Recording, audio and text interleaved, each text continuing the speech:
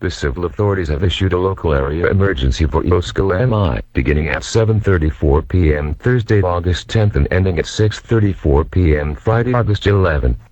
Update and correction on location: Oscoda Township, boil water advisory for McNichol Avenue and Hamilton Street, until further notice.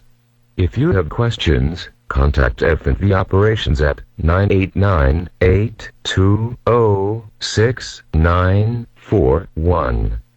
Do not call 911.